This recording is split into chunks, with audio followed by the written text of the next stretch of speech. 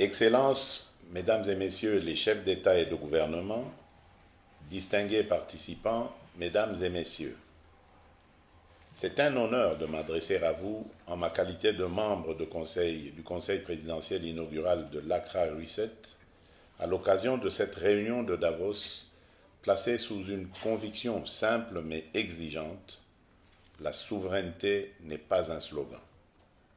En effet, elle se prouve, elle se construit, elle se livre par l'action et par les résultats. Pour la République démocratique du Congo et pour l'ensemble de la région des Grands Lacs, cette souveraineté d'exécution commence par une vérité que nous devons désormais rendre pleinement investissable: la paix et l'harmonie ne se consolident pas par des déclarations seules. Elles se consolident par la production, par l'emploi, par des chaînes de valeur régionales crédibles et par une prospérité effectivement partagée. C'est précisément le sens de la sphère de prospérité souveraine. Une plateforme géoéconomique minimale viable dans laquelle des États voisins coordonnent leurs politiques publiques, leurs investissements et leurs standards afin de libérer les chaînes de valeur transfrontalières, d'intégrer les marchés régionaux et d'augmenter la résilience collective dans un environnement mondial devenu plus complexe.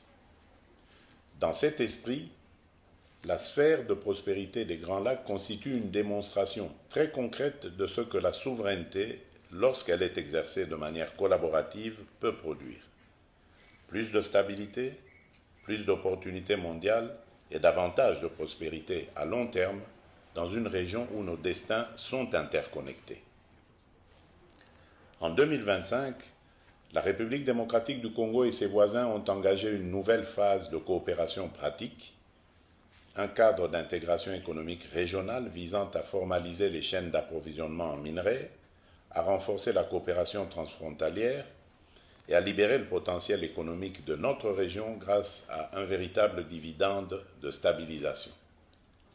Nous nous réjouissons en outre de la pleine convergence entre cette dynamique et la vision du bassin du Nil portée par mon frère, son Excellence le président Abdel Fattah al-Sisi, président de la République arabe unie d'Égypte.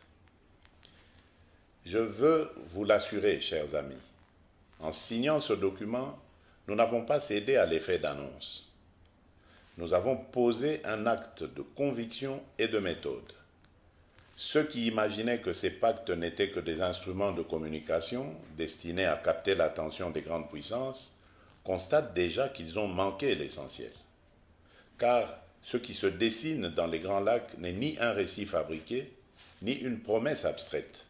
C'est une trajectoire de bascule, de l'exploitation sans transformation vers la production à valeur ajoutée, de la fragmentation vers la coordination, de la concurrence stérile vers la consolidation régionale des intérêts, des incitations, des stratégies et des capacités. Notre ambition ne se limite pas à mieux exporter.